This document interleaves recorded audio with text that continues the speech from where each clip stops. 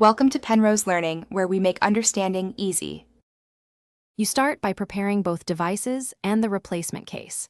Put both AirPods into the case, then charge the case to at least half so it won't drop connection during setup.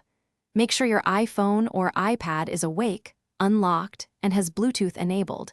This ensures the pairing prompt can appear automatically.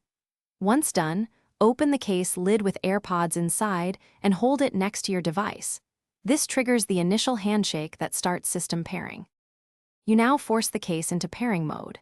If the automatic animation doesn't appear, press and hold the case's rear setup button for about 15 seconds until the LED flashes white.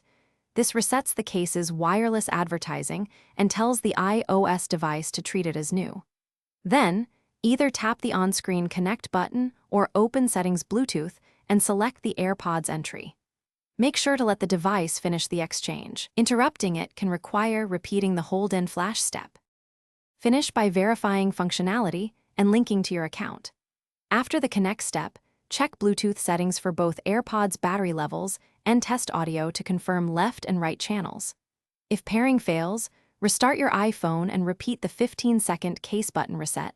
This clears stale pair records and often resolves conflicts. Finally, make sure you're signed into the Apple ID originally used with these AirPods so iCloud device association completes. If activation still fails, Thanks for watching. If this was helpful, leave a like and consider subscribing. See you next time.